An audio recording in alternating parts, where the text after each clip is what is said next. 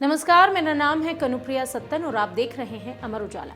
इस खास बुलेटिन में जानते हैं आज यूपी में क्या है खास। पहली खबर जुड़ी है सूबे के सीएम योगी आदित्यनाथ से।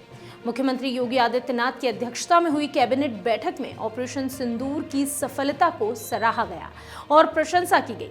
इसके अलावा कैबिनेट ने कई अहम प्रस्तावों को भी मंजूरी दी है। यूपी कैबिनेट ने आज यानी 15 मई को कई अहम प्रस्तावों को मंजूरी दे दी है। प्रदेश में सीट पार्क बनाने के प्रस्ताव को भी मंजूरी मिली है। इससे करीब 15,000 लोगों को रोजगार मिलेगा। अगली खबर है आगरा से, जहां करनी सेना का युवा अध्यक्ष ओकेंद्र राणा एक बार फिर पुलिस को चकमा देकर भाग निकला। वो सपा सांसद के घर पर हमले का आरोपी है। बुधवार को आगरा के ताजगंज क्षेत्र में पहुंचा था। करनी सेना के कार्यकर्ताओं ने ओकेंद्र राणा को आमंत्रित किया था। ओकेंद्र राणा अपने समर्थकों के साथ कार्यक्रम स्थल पर पहुंचा। इसके बाद जैसे ही पुलिस को भनक लगी, काफी संख्या में पुलिस बल गांव में पहुंच गया। लोग पुलिसकर्मियों से झड़प करने लगे। इसी बीच पुलिसकर्मी ओकेंद्र राणा को पकड़ने के लिए आगे बढ़ी तो वो गाड़ी में बैठकर निकल गया।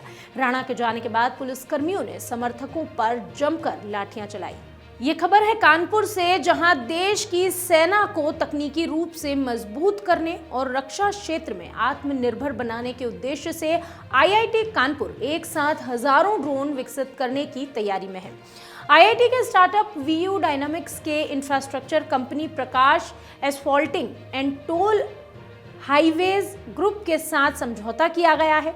इसके तहत बड़े स्तर पर ड्रोन के साथ साथ एरियल प्लेटफॉर्म भी विकसित किए जाएंगे। इस साझेदारी से हवाई तकनीकों के विस्तार की दिशा में मदद मिलेगी। अब पश्चिमी यूपी के बिजनौर की खबर। यहां मंगेतर के सामने ही युवती से 6 युवकों ने गैंगरेप किया। खबर के मुताबिक खेतों में मंगेतर से बात कर रही युवती से 6 युवकों ने सामूहिक दुष्कर्म किया, साथ ही उसका अश्लील वीडियो बनाकर वायरल भी कर दिया। पुलिस ने युवती के कहने पर गांव के ही 3 लोगों के नामजद और अन्य अज्ञात युवकों के खिलाफ मुकदमा दर्ज किया है। थाना प्रभारी वीरेंद्र कुमार ने बताया कि सामूहिक दुष्कर्म का मुकदमा दर्ज कर लिया गया है। जल्द ही आरोपियों को गिरफ्तार किया जाएगा।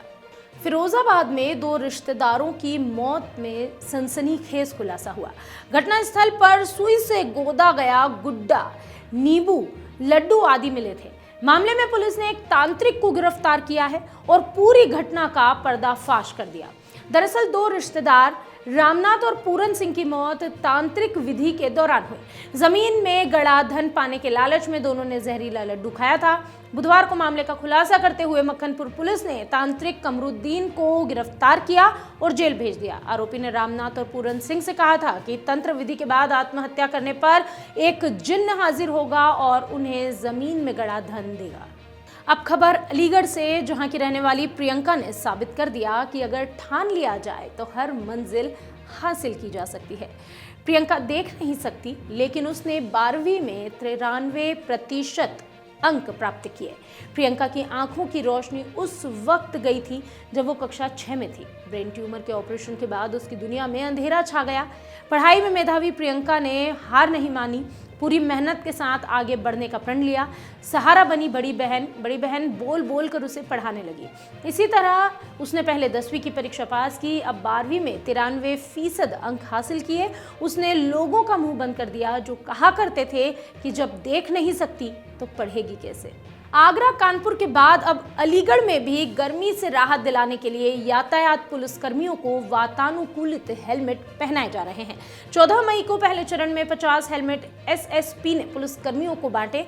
एसएसपी संजीव सुमन ने इस मामले में कहा कि ये हेलमेट सबसे पहले आगरा और कानपुर में दिए गए थे। इनका अच्छा फीडबैक मिला। अब 50 हेलमेट जिले को मिले हैं। हेलमेट में बैटरी से चलने वाले मिनी फैन लगे हुए हैं जो सर को ठंडा रखते हैं और लंबे समय तक धूप में ड्यूटी करने वाले जवानों को थकावट और गर्मी से राहत देते हैं। कानपुर के छत्रपति शाहजी महाराज विश्वविद्यालय ने तुर्की इस्तांबुल विश्वविद्यालय के साथ अपनी शैक्षणिक एमओयू को रद्द कर दिया।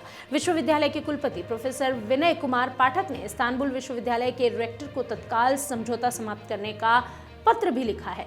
विश्वविद्यालय के कुलपति और एसोसिएशन ऑफ इंडियन यूनिवर्सिटी के अध्यक्ष प्रोफेसर विनय कुमार पाठक ने कहा कि तुर्की की ओर से अपनाया गया फैसला भारत के लिए खुले तौर पर शत्रुतापूर्ण है।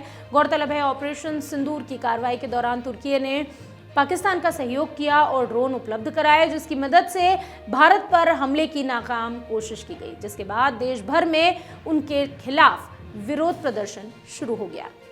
कानपुर के एम्पायर क्लिनिक से हेयर ट्रांसप्लांट कराने वाले एक और इंजीनियर की मौत हो गई है। फर्रुखाबाद के रहने वाले इंजीनियर ने केशवपुरम के एम्पायर क्लिनिक से इलाज करवाया था। हेयर ट्रांसप्लांट करने वाली डॉक्टर अनुष्का फरार हो गई हैं। डॉक्टर को लेकर कई बड़े खुलासे किए हैं। फिलहाल पुलिस आरोपी डॉक्टर की तलाश में दबिश दे रही है। अभी तक हाथ नहीं लग सकी हैं।